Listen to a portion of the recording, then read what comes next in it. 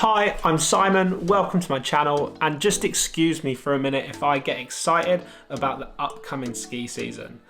Last year was a complete write-off for me here, and I think for the majority of people in the UK.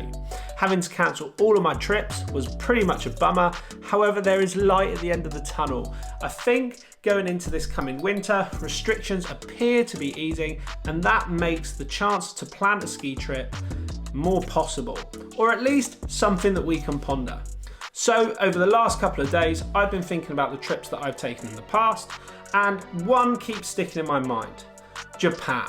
Now, Japan is a destination that should be on every skier or snowboarder's bucket list, whether it's for the copious amounts of powder that drop in Japanese mountains, with regular recordings of over 12 to 20 meters of snow, or whether it's just for the cultural differences that you will experience when exploring Japan. Japan makes for an incredible ski or snowboard trip.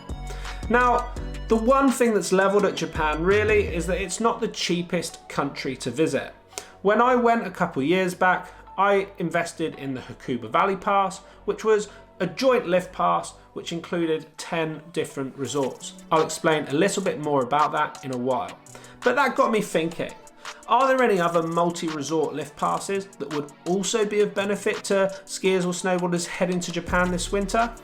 Well, luckily, a little bit of research later, and there are a number of great options that could help you save on your ski passes and give you the best experience on the Japanese slopes. So here is my list of the best ski passes that you could possibly use in Japan this coming winter. Before I delve too deeply into my list, if you've had the opportunity to use a multi-resort lift pass while skiing or snowboarding in Japan, make sure you drop it down below in the comment. If you found this video useful, make sure to hit the like button, and if you're not already, feel free to subscribe. Anyway, let's get started. It's fair to say it's tough to start any multi-resort lift pass guide or conversation without mentioning either EPIC or IKON passes. These two lift passes from the US are pretty much the biggest on the market. They cover a load of different destinations, both in the US and around the world, and over the last couple of years, they've added Japanese ski resorts to their list of partners. Starting with the EPIC Pass, this is a pass that I do have some experience with. I was actually using my EPIC Pass 2 winters ago when everything got shut down for COVID, and I did have to cancel a trip to the Hakuba Valley, which is included on the EPIC Pass. Now, EPIC includes 2 ski areas on their list of partner resorts. The Hakuba Valley, which is a 10 resort combined pass. You can learn more about these resorts by heading to my website, which is on the screen and also in the description, where I will post my reviews and guides to those resorts. I was fortunate enough to get there and ski at 9 out of the 10 resorts in the Hakuba Valley, and with your EPIC Pass, you could do the same with 5 days of skiing and snowboarding included for free.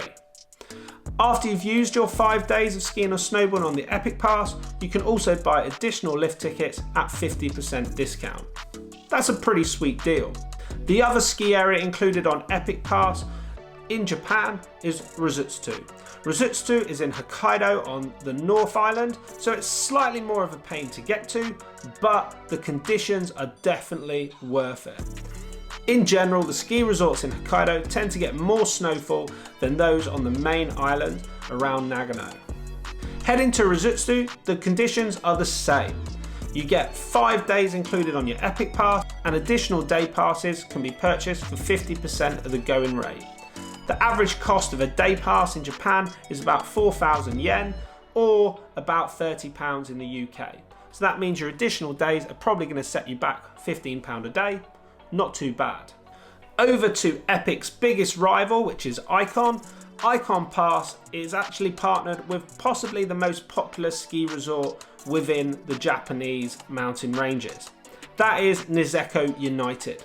Niseko is popular with an international crowd, and it's popular for a very good reason. The snow conditions in Niseko are meant to be amongst the best in the world. IKON Pass gives you 7 days of included access with your IKON Season Pass to access the resorts of Niseko United. That means that all of the 4 interlinked resorts in your area are included. Pretty sweet. Not quite on the same level as EPIC and IKON, an incredibly popular pass, especially on the East Coast, is the American Indy Pass.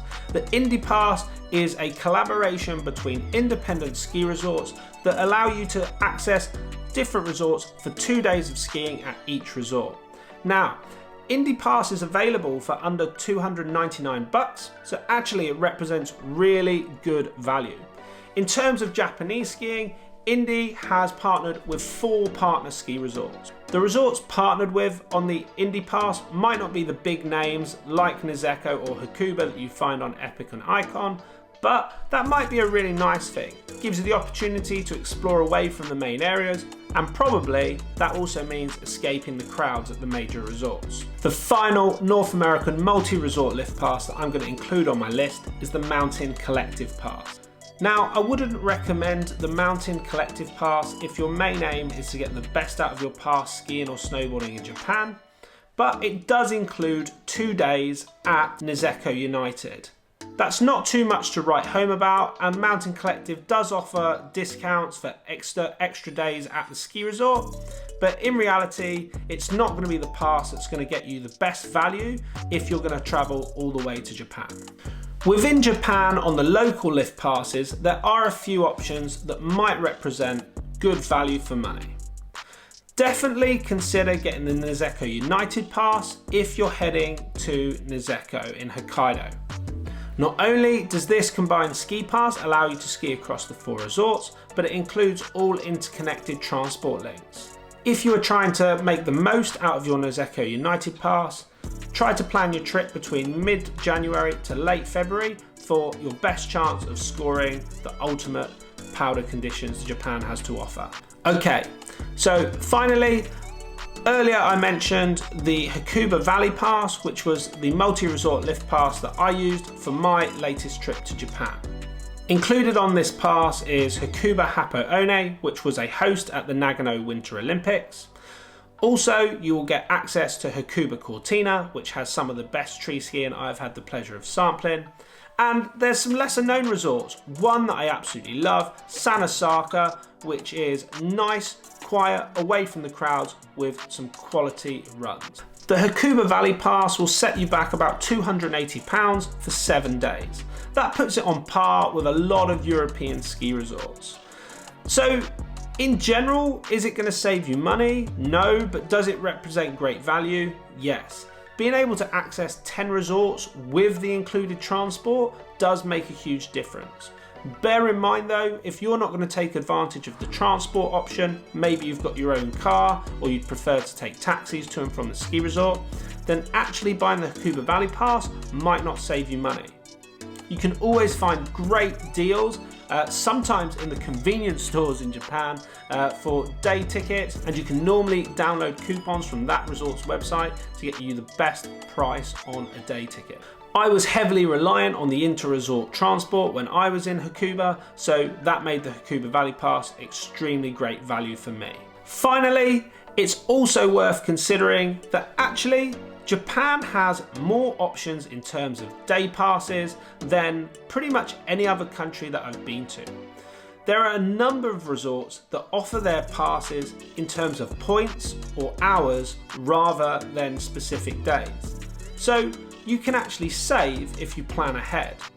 What this means, especially on the point system, is that the slower single or double chairs tend to be 1 point, whereas a faster gondola, which might travel a further distance, it might be something like 4 points. Each time you take the lift, you spend a total number of points.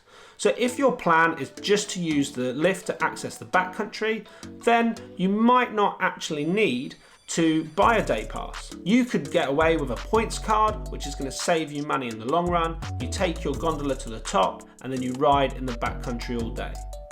It's not something that I did because I was lapping the resorts a lot. However, it's definitely worth considering. Okay, so that's it. My list of the lift passes that could give you the best access to the resorts in Japan this winter. Have I missed one off, or are you planning to visit Japan this winter? Let me know down below in the comments. And as always, if you've watched all the way to the end, I really appreciate it, and I'll see you soon with my next video.